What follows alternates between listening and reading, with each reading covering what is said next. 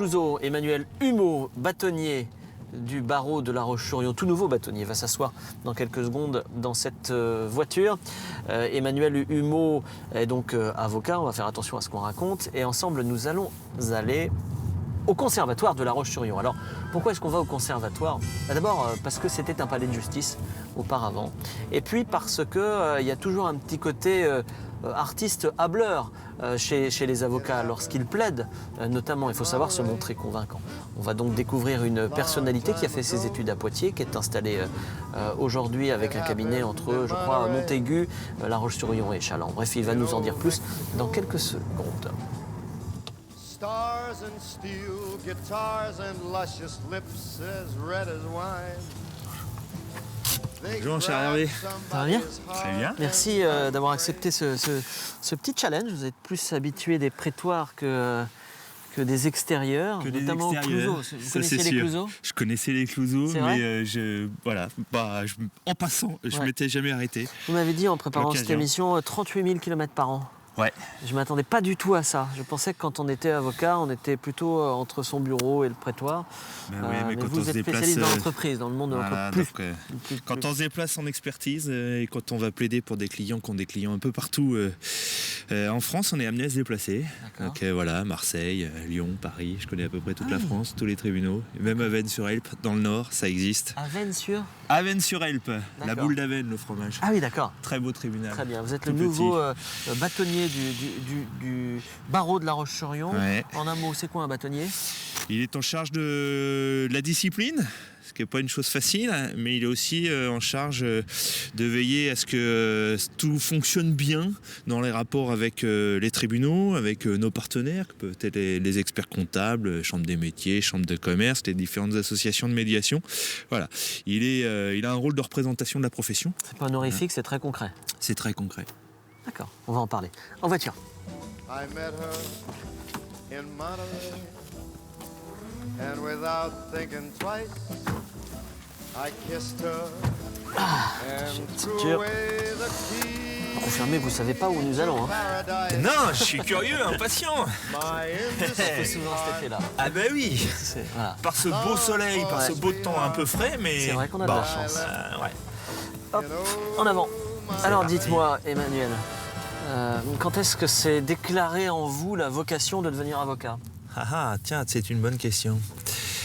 Puis le lycée, en fait, je savais que je voulais faire du droit. Vous êtes originaire d'où? Enfin, je sais que vous avez fait vos études à Poitiers. J'ai fait mes études à Poitiers, mais je suis originaire d'Angers. Je suis angevin depuis 3 générations. D'accord. Avant, c'est les Mauges, donc c'est la Vendée militaire. Beaupro, Saint-Macaire-en-Mauges. Voilà. Très bien. Et donc en fait, voilà, très tôt j'ai su que je voulais faire du droit parce que c'était la question de l'organisation, des règles qui s'appliquent pour faire vivre ensemble des gens.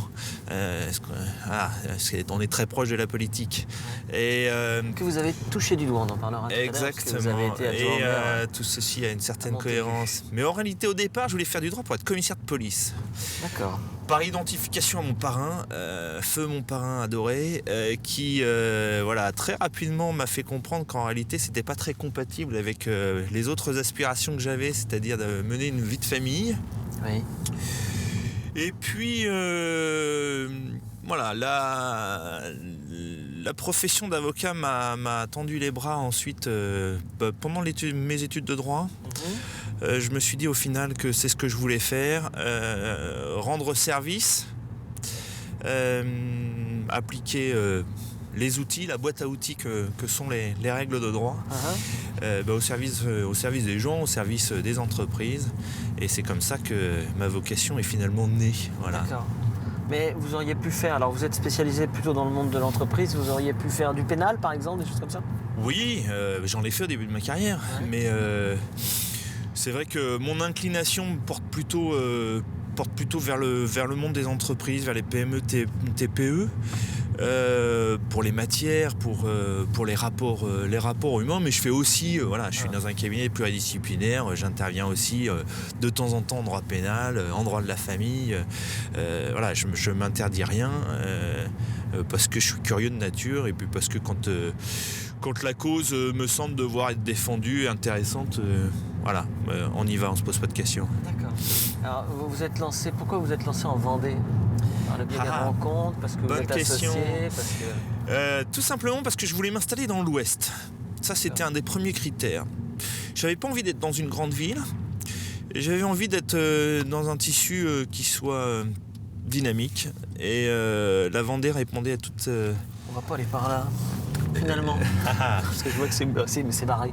La Vendée répondait à tous ces critères. Formidable développement économique, une vraie identité de territoire. Vous vivez au cœur des difficultés et des drames des entreprises et des hommes.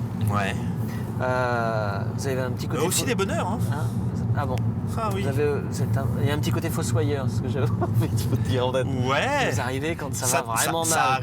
Ça arrive. Ouais. Malheureusement, on devrait arriver plus en avance pour éviter parfois certains drames, certaines difficultés humaines. Ouais. Mais comment vous le vivez? Comment on se détache de ça? Assez facilement Ouais, parce que ça, il faut. Si on le fait pas, d'abord, on n'est pas bon dans l'exercice de son métier, et puis ensuite, vous allez déprimer. C'est-à-dire que c'est pour ça. C'est un peu comme c'est cette nouvelle de Balzac, Colonel Chabert. Trois professions en robe noire à l'époque. Les prêtres, les avocats, les médecins. Pourquoi? Parce qu'en fait. On confesse la misère du monde, on la prend sur son dos et puis on soulage les âmes. Donc voilà, j'aime bien cette image de notre métier. On prend le fardeau, on le porte, on contribue. Voilà. Alors c'est une profession très ancienne, oh oui, l'avocat. Est-ce qu'on se sent dépositaire d'une histoire de France, d'une histoire du droit, d'une longue tradition de liberté, d'égalité, de fraternité, etc. Ou est-ce que finalement on fait ça plus simplement? Alors, voilà, la profession est extrêmement diverse, donc tout le monde n'a pas forcément la même acuité sur ces questions-là, mais je crois que on peut pas exercer ce métier sans avoir cette conscience de ce que on représente, une vigile, une veille, une sentinelle sur un certain nombre de grands principes. Qu'on soit dans le droit des affaires, qu'on soit dans le droit pénal pur, ça ils ont une acuité très précise, mais et donc c'est la tradition, évidemment. Comment on vit l'échec? Bien. De temps en temps, vous défendez une entreprise. On gagne pas toujours, ça c'est clair. Et zut, alors, ça n'a pas marché. Zut, ça n'a pas marché, mais parce que d'abord parce que on n'est pas infaillible, hein. On met tout ce qui est en notre pouvoir pour défendre correctement la cause, mais elle est rendue par des magistrats qui sont des hommes et des femmes et qui sont eux-mêmes pas infaillibles. Et qui peuvent tout simplement ne pas avoir la même lecture que nous. Donc voilà, il faut toujours en tirer une leçon, toujours remettre l'ouvrage sur le métier, mais parfois voilà, on y est confronté alors qu'on s'y attendait pas, qu'il n'y avait aucune raison de perdre, paf, on perd. Bon, ça nous apprend l'humilité, c'est bien. Vous avez une obligation de moyens et pas de résultats. Ah non, ouais, heureusement. Est-ce qu'il vous est arrivé avec simplicité et modestie de vous excuser, de dire j'aurais tellement voulu? Ouais. Ça vous est arrivé de faire ça? Ouais, ça m'est arrivé, et ça m'est même arrivé d'inviter le client à saisir ma compagnie d'assurance pour faire une déclaration de sinistre. Autant vous dire. C'est-à-dire que vous dites à votre client, je pense que je me suis planté. J'aurais probablement dû faire ça, et si vous considérez que j'ai engagé ma responsabilité, saisissez ma compagnie d'assurance. Vous avez été adjoint au maire à Montaigu. Ouais. Formidable aventure, ouais. C'est cohérent avec... Pourquoi vous dites c'est cohérent? C'est cohérent parce que... Le sens du service, d'abord il y a le sens du service, mais c'est aussi le droit. Enfin, moi j'ai fait du droit en fait parce que je suis au fond passionné de politique au sens de l'organisation d'une société. Et travailler la règle de droit, c'est être en plein cœur de ça. Et il y avait la volonté de pouvoir mettre les mains dans le cambouis, c'est-à-dire de pouvoir, dans une commune, où il habite, pouvoir se dire est-ce que finalement l'action politique peut avoir un impact, est-ce qu'on peut améliorer la vie des gens par en particulier l'application de ces règles. C'est ce que j'ai tenté de faire modestement pendant 2 mandats. Avec passion, avec un maire absolument formidable qui est un ami très très proche. Emmanuel, on va écouter Frank Sinatra. Vous avez choisi ça parce que vous aimez ça? Ouais, parce que j'écoute ça souvent dans ma voiture. Je passe beaucoup de temps dans ma voiture et donc j'écoute le soir beaucoup de musique classique et de chant baroque. Et puis dans l'après-midi, quand je circule comme ça, j'aime bien écouter Frank Sinatra parce qu'en plus, voilà, c'est la vieille Amérique, celle où on fumait, on buvait du whisky et voilà, on chantait. C'est aussi cette image-là. Alors, on va écouter Frank Sinatra et je vous emmène donc à La Roche-sur-Yon, vous l'avez compris. Ça j'ai compris. Et je vous emmène au Conservatoire de musique, de théâtre et de danse de La Roche-sur-Yon. Quel ancien palais de justice. C'est ça. Formidable. Voilà. On va parler bon, justement, on va continuer à parler du barreau, etc., etc. Puis on va parler de ce petit côté comédien. On est obligé d'être un peu comédien quand on fait ce métier-là. On écoute Sinatra.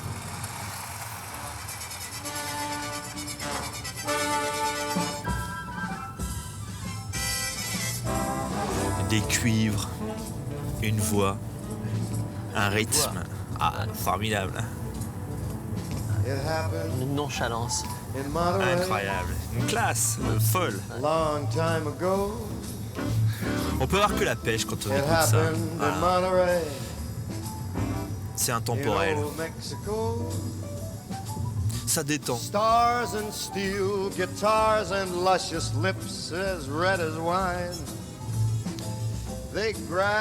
J'écoute ça aussi beaucoup la nuit quand je vais chercher mes grandes qui commencent un peu à fréquenter les balles entre guillemets. C'est pour faire dans l'époque 1957, voilà. Et ça les fait toujours beaucoup rire d'écouter des vieilles chansons de crooner. My indiscreet heart longs for the sweetheart that I left in old Monterey.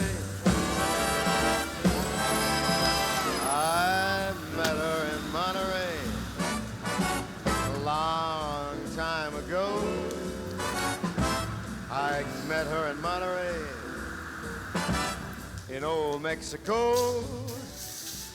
There were stars, guitars, big fat... Bienvenue dans la salle d'audience du palais de justice de La Roche-sur-Yon, premier palais de justice de la ville. Ah ouais, l'ancienne salle d'audience. Ouais. Je n'ai évidemment pas connu ce palais. Non, mais ça me faisait plaisir de vous amener là.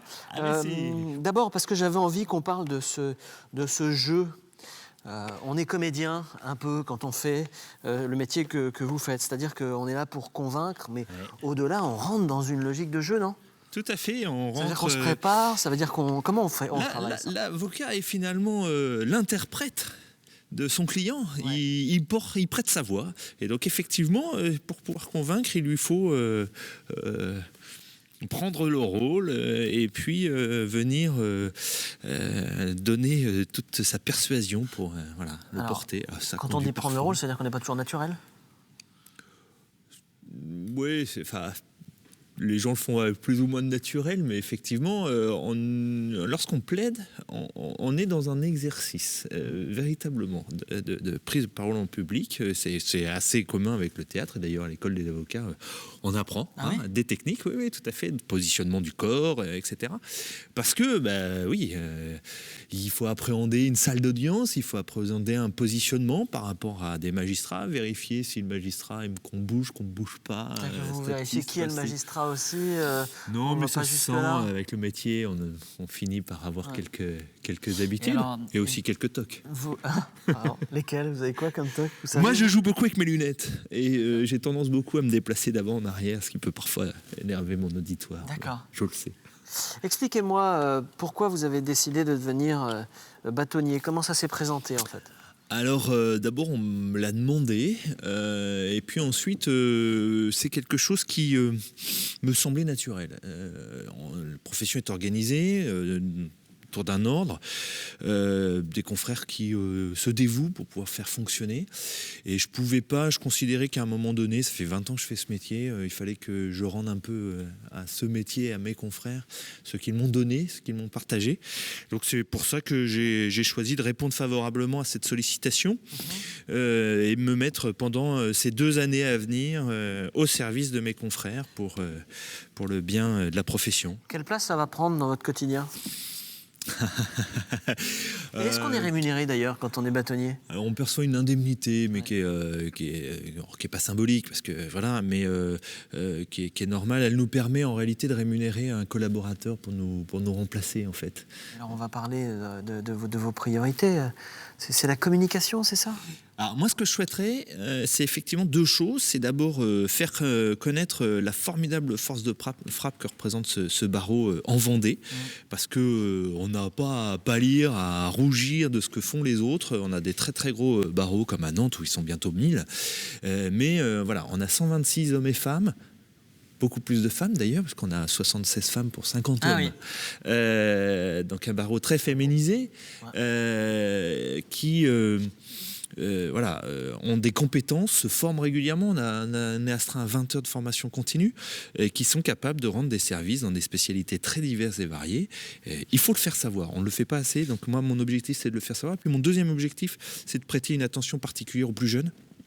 Parce que voilà, la concurrence fait que c'est parfois un peu compliqué pour eux de trouver de leur place. Donc voilà, leur donner les outils dans cette modernisation de notre profession qu'on appelle ubérisation. Voilà, donner les outils pour chacun, les plus jeunes comme les plus anciens, de faire face. On va reparler de ces outils dans quelques instants.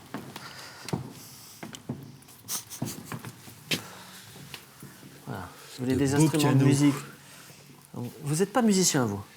Moi, j'aime beaucoup la musique. J'ai les enfants qui pratiquent la musique, mais moi, je n'ai pas ce talent. Il a été distribué à un de mes frères. Ouais, c'est ça, d'accord. Ah, mais comme vous avez ce petit côté artiste qu'on a évoqué, ça me faisait plaisir de vous mettre au milieu des pianos, des instruments, surtout très des pianos bon instrument, c'est magnifique. Vous avez parlé alors d'ubérisation. Comment vous voyez la profession dans 10, 15, 20 ans? Est-ce qu'elle gardera cette forme-là? Est-ce qu'on restera toujours sur ce système très codifié Alors, il y a clairement aujourd'hui, enfin, à mon sens, il y a effectivement ce combat entre un monde qui est plutôt anglo-saxon, qui considère que le droit est une marchandise comme une autre et finalement doit répondre à la loi du marché. Et puis, il y a plutôt les pays d'Europe occidentale, ancrée dans la tradition droit romain, qui considère droit écrit, donc considère que le droit, c'est un mode d'organisation de la société, donc il est porteur d'autre chose, et que c'est peut-être pas si bon que ça qui répondent qu'à la seule règle du marché. Et la question de l'ubérisation, entre guillemets, c'est de répondre à ce défi-là. Il faut rentrer de plein pied dans la modernité, mais en même temps, il ne faut pas y perdre son âme. Et donc, tout l'enjeu, il va être de savoir qui va gagner. Moi, je milite pour que, évidemment, vous l'avez compris, on puisse garder, s'ancrer dans les traditions et faire en sorte que, voilà, on puisse avoir une profession moderne, mais qui sait où elle va. Ce sera ma dernière question. C'est encore des métiers qui font envie aux jeunes aujourd'hui? Oh oui. Il faut quand même faire beaucoup d'études. Il y a 20 ans, j'ai commencé, j'étais le 58e inscrit. Ouais. Nous sommes 126. D'accord. En l'espace de 20 ans. Et aujourd'hui, on a des dizaines et dizaines de jeunes juristes qui veulent embrasser cette profession. Je crois qu'elle fait, elle fait encore rêver. Et c'est bien. Très bien. Merci Emmanuel Immo, nouveau bâtonnier du barreau de La Roche-sur-Yon, d'avoir répondu à nos questions. Merci infiniment. C'est moi. Je ne vous propose pas de... Non, voilà, je serais pas très bon. Tant pis. On se retrouve la semaine prochaine pour un nouveau numéro de Sans détour. Et puis on part en plus. Merci. Au revoir. In old Monterey.